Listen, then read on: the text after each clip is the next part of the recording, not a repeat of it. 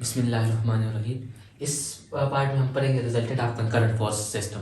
Resultant of concurrent force system हमने पहले भी डिस्कस किया बाय पैरेललोग्राम में, लेकिन उसमें हमारे पास कंडीशन थी कि हमारे पास फोर्सेस कितनी होनी चाहिए, दो फोर्सेस होनी चाहिए। हमारे पास अगर टू फोर्सेस हो तो हम सिर्फ और सिर्फ क्या करते हैं, कंकरेंट पैरेललोग्राम लगा सकते हैं। अगर दो से ज्यादा फोर्सेस हो तो फिर पैरेललोग्राम किस तरह लगाते हैं, तो उसके लिए हमारे पास प्रोसेस थोड़ा सा लेंथी हो जाती है। फॉर एग्जाम्पल मेरे पास ये एक फोर्स F1 है और एक फोर्स F2 है और एक फोर्स क्या है, F3 है। अगर मैं इसको क्या करता हूँ, बाय पैरेललोग्राम ला सॉल्व करने की कोशिश करता हूँ, तो मुझे पहले F1 और F2 को या F2 और या F3 को पहले कोई भी दो फोर्सेस को क्या करना होगा, सॉल्व करना होगा। फॉर एग्जाम्पल मैंने F1 और F2 को सॉल्व किया, ये आ गया, और ये F1 और F2 का रिजल्टेंट है ये हमारे पास F3 है और ये हमारे पास क्या है, F1 प्लस F2 है। एक बार पैरेललोग्राम लगा के ये रिजल्ट हासिल करेंगे, देन हम इस पे पैरेललोग्राम लगाएंगे और इससे मुझे एक रिजल्ट मिल जाएगा जो कि हमारे पास F1 प्लस F2 और प्लस F3 के बराबर होगा। ये हमारे पास तीन फोर्सेज हो तो दो बार पैरेललोग्राम लगता है, अगर चार फोर्सेज हो तो फिर तीन बार पैरेललोग्राम लगाना होगा,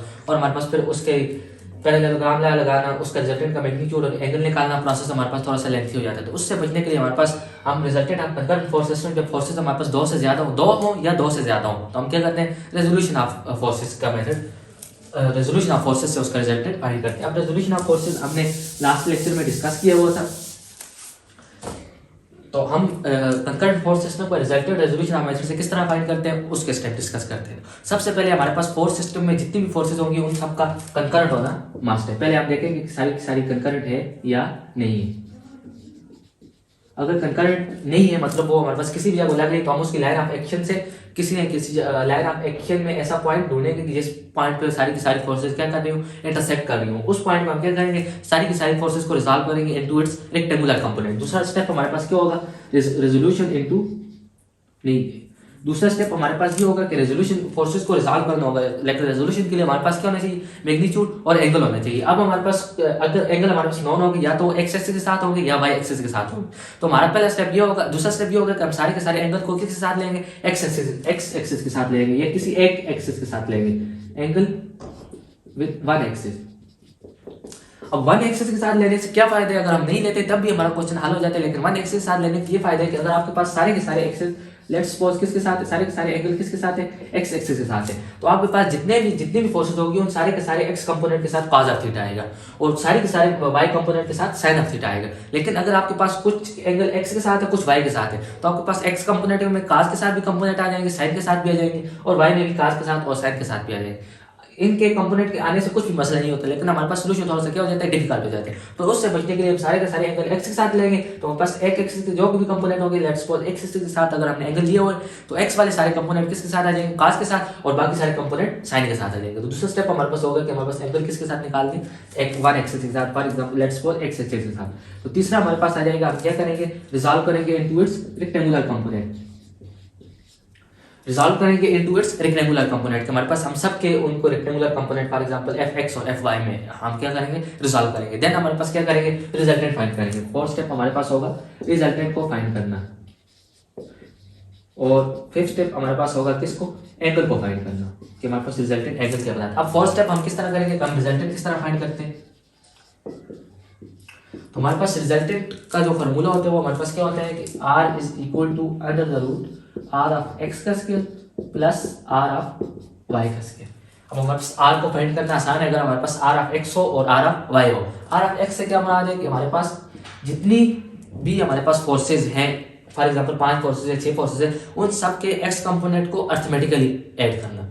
अर्थमेटिकली ऐड करने का क्या मतलब है कि हम एक साइन कन्वेंशन यूज करेंगे कि हमारे पास राइट वर्ड को या तो पॉजिटिव लेंगे या राइट वर्ड को नेगेटिव लेंगे। यूजुअली हम राइट वर्ड को पॉजिटिव लेते हैं, तो अर्थमेटिक सम का ये मतलब है कि अगर हमने राइट वर्ड को पॉजिटिव लिया तो लेफ्ट वाली फोर्सेज हमारे पास क्या हो जाएंगी, नेगेटिव हो जाएगी। इसके तहत हम सारी की सारी फोर्सेज को क्या करेंगे, ऐड करेंगे। जितनी भी फोर्सेज होंगी उन सब के उसको ऐड करेंगे तो हमारे पास आर ऑफ एक्स आ जाएगा। इसको लिखते किस तरह, हमारे पास आर ऑफ एक्स हमने क्या किया, राइट वर्ड फोर्सेज को पॉजिटिव लिया है, या इस तरह लिखते हैं, या फिर हमारे पास इस तरह लिखते हैं, आर ऑफ वाई फाइंड करेंगे, हमारे पास क्या हो जाएगा, जितनी भी फोर्सेज है उन सब के वाई कंपोनेंट को ऐड कर देंगे और इसके साथ साइन कन्वेंशन हम इस तरह लिखेंगे, हमने वाई अपवर्ड फोर्सेज को क्या लिए, पॉजिटिव लिया। अगर आप अपवर्ड फोर्सेज को नेगेटिव लिए तो आप इधर क्या लगा देंगे, माइनस लगा देंगे। आर एफ एक्स फाइंड करेंगे, आर एफ वाई फाइंड कर देंगे, इस फॉर्मूले में पुट करके हमारे पास क्या आ जाएगा, रिजल्टेंट आ जाएगा। अब दूसरी चीज, रिजल्टेंट जब भी फाइंड करते हैं कंकरेंट फोर्स सिस्टम को, हमारे पास उसका मैग्नीट्यूड चाहिए होता है और एंगल चाहिए होता है। इस फॉर्मूले से हमें क्या मिल रहा है, आर का मैग्नीट्यूड मिल रहा है। डायरेक्शन के लिए और एंगल के लिए हमारे पास क्या फॉर्मूला यूज होगा कि हमारे पास theta equal to tan inverse of R of Y over R of X. तो इससे जो एंगल मिलेगा हमें किस एक्सिस के साथ मिलेगा, एक्स एक्सिस के साथ मिलेगा। हमारे पास पैरेललोग्राम में हमें एंगल मिलता था किसके साथ, किसी एक फोर्स के साथ मिलता था, या तो F1 के साथ मिलता था या F2 के साथ मिलता था। लेकिन इसमें हमें एंगल मिलेगा एक्सिस के साथ, या तो एक्स एक्सिस के साथ मिलेगा या वाई एक्सिस के साथ मिलेगा। अगर आर ऑफ वाई और आर ऑफ एक्स है तो हमारे पास एंगल एक्सिस के साथ मिलेगा, और अगर हमारे पास आर ऑफ एक्स और आर ऑफ वाई है तो हमारे पास एंगल किसके साथ मिलेगा, वाई एक्सिस के साथ। ये हमारे पास इसको हल करने के स्टेप है। हमारे पास सबसे पहले एंगल फाइंड करेंगे, देन रिजॉल्व करेंगे, देन रिजल्टेंट फाइंड करेंगे, देन एंगल फाइंड करेंगे। इस पे बेस हम एक एग्जांपल करते हैं।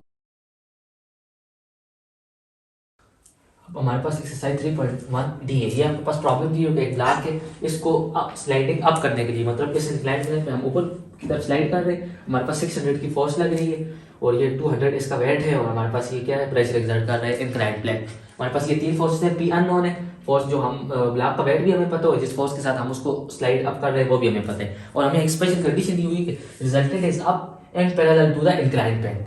सबसे पहले हमारे पास ये दिया होगा इंक्लाइन प्लेन का रिजल्टेंट क्या है, पैरेलल है, मतलब रिजल्टेंट हमारे पास इसके पैरेलल है। तो ये हमारे पास अप भी हो सकता था, डाउन भी हो सकता था। अब हम ब्लॉक को ऊपर की तरफ भेज रहे हैं तो मतलब इन सबका एक्सटर्नल इफेक्ट ये होगा कि इसका रिजल्टेंट क्या लग रहा हो, अप लग रहा हो, इस तरफ लग रहा हो।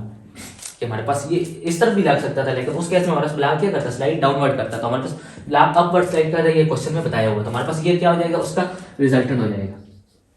अब हमारे पास एक्सिस हमने एज्यूम कर ली, तो क्वेश्चन में क्या होगा कि एक एक्सिस को क्या कर दें, इसके पैरेलल एज्यूम कर दें, इंक्लाइंड प्लेन के पैरेलल। तो हम ये एज्यूम करते हैं कि हमारे पास ये एक्सिस एन एक्सिस है और ये एक्सिस क्या है, टी एक्सिस है। हम इस फोर्सेस को रिजॉल्व करते हैं, हम एन एंड टी एक्सिस दोनों हमारे पास क्या होगी, म्यूचुअली परपेंडिकुलर एक्सिस है। तो सबसे पहला स्टेप हमारे पास क्या होगा कि हम फोर्सेस का पॉइंट ऑफ कंकरेंसी ढूंढ लें। तो हमारे पास पॉइंट ऑफ कंकरेंसी को कौन सा होगा, जिस पॉइंट पे ब्लॉक का क्या लग रहा है, वेट लग रहा है। हमारे पास ये वाला पॉइंट, इस वाले पॉइंट पे सारी फोर्सेस क्या हो जाएंगी, कंकरेंट हो जाएंगी, और हमारे पास इसका रिजल्टेंट इधर से क्या लग रहा है, अपवर्ड लग रहा है। अब हमारे पास दूसरा स्टेप ये होगा कि हम एंगल फाइंड करते हैं विद वन एक्सिस, किसी भी एक एक्सिस के साथ, या तो एन के साथ या टी के साथ। तो हम प्रेफर करते हैं किसको, एन एक्सिस को, कि हम सारे के सारे एंगल किसके साथ फाइंड करना चाहते हैं, एन एक्सिस के साथ। तो ये हमारे पास एन एक्सिस है और ये हमारे पास क्या है, हमारी टी एक्सिस है। तो अगर आप देखें तो ये एंगल अगर 30 है, ये साइड और ये साइड आपस में क्या है, पैरेलल है, ये और ये आपस में क्या है, पैरेलल है। ये अगर 30 है तो ये भी हमारे पास क्या हो जाएगा, ये हमारे पास हमारी एक्सिस ये है ना, हमने एक इसके पैरेलल एज्यूम की हुई है पॉइंट ऑफ,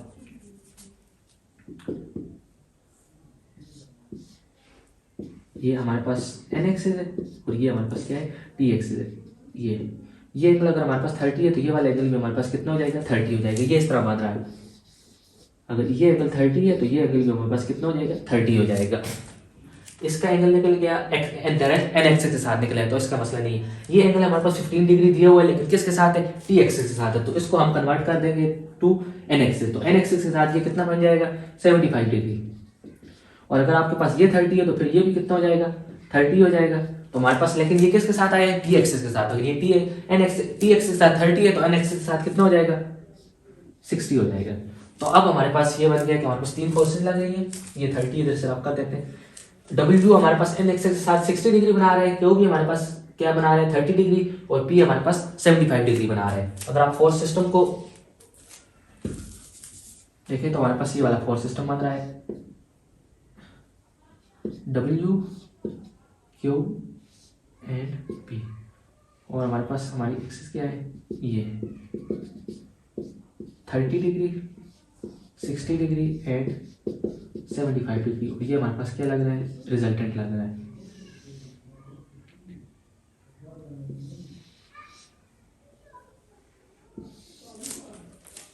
ये डब्ल्यू क्यू एंड पी। तो सबसे पहले हमारे पास क्या लग रहा है, अगर हम resultant condition, resultant is parallel to the inclined plane, मतलब ये इसके इंक्लाइंड प्लेन के पैरेलल लग रहा है। जब हमारे पास फॉर एग्जांपल अगर आपके पास ये एक्सेस हो और ये कहते हैं कि रिजल्टेंट एक्स एक्सेस के अलोंग लग रहा है, तो इसका क्या मतलब है कि हमारे पास वाई एक्सेस में इसका कोई कंपोनेंट नहीं है। Summation of all the forces in Y is equal to 0। अगर हमारे पास ये इस एक्सेस के पैरेलल लग रहा है तो इसका मतलब है दूसरी एक्सेस पे उसका कोई भी कंपोनेंट नहीं लग रहा होगा। इसका ये मतलब है कि आर ऑफ दो कंपोनेंट होंगे, एक आर ऑफ एन होगा और एक आर ऑफ टी होगा। तो आर ऑफ टी हमारे पास किसके बराबर हो जाएगा, 0 के बराबर हो जाएगा, क्योंकि हमारे पास ये एन एक्सेस के अलावा लग रहा है तो इसका मतलब टी एक्सेस के अलावा इसका कोई भी कंपोनेंट नहीं है। अगर ये किसी एंगल पे होता तो हम इसको रिजॉल्व करते तो थोड़ा बहुत कंपोनेंट हमारे पास टी का भी होता है, लेकिन इस केस में टी का क्या है, 0 है। तो R of T equal to 0, इसका मतलब है कि हमारे पास टी में जितने भी कंपोनेंट लग रहे हैं summation of F of T should be equal to 0। तो आपके पास अगर पहले कंपोनेंट को रिजॉल्व करें, हमने एंगल एन के साथ लिए हो तो हमारे पास टी वाले सारे कंपोनेंट किसके साथ आ जाएंगे, साइन के साथ आ जाएंगे। तो हमारे पास पहला आ जाएगा 600 साइन ऑफ 30, ये कि हमारे पास ये वाली इस वाली फोर्स का हमारे पास ये एंगल 30 बना रहा है एन एक्स के साथ, टी के साथ कितना हो जाएगा, टी वाला कंपोनेंट साइन ऑफ 30 के साथ आ जाएगा। उसके बाद अगर इसको हम पहले रिजॉल्व कर दें कि हमारे पास ये इनकी डायरेक्शन को अज्यूम करने के लिए, तो हमारे पास ये इस तरह रिजॉल्व होगा, ये और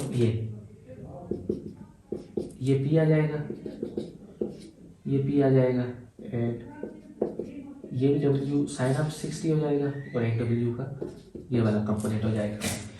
सबसे पहले हमने डायरेक्शन अज्यूम करनी है, तो हम क्या कर रहे हैं, अपवर्ड फोर्सेस को पॉजिटिव ले रहे हैं। तो आप अगर आप देखें तो क्यू का कंपोनेंट हमारे पास क्या लगेगा, डाउनवर्ड लगेगा, तो -600 साइन ऑफ 30, क्योंकि ये वाला कंपोनेंट डाउनवर्ड लग रहा है, प्लस हमारे पास पी का कंपोनेंट देखें तो ये आपके पास क्या लगेगा, अपवर्ड लगेगा, पी साइन ऑफ 75। पी हमारे पास क्या है, अननोन है, पी हमने फाइंड करना है, पी साइन ऑफ 75। और अगर डब्ल्यू को देख लें तो हमारे पास डब्ल्यू का कंपोनेंट भी डाउनवर्ड लगेगा, तो -200 sine of 60 degree equal to 0। तो इधर से अगर आप पी फाइंड करते हैं जो कैलकुलेटर से डायरेक्ट फाइंड होगा वो, तो कैलकुलेटर से पी की वैल्यू हमारे पास आ गई है 489.9 पाउंड।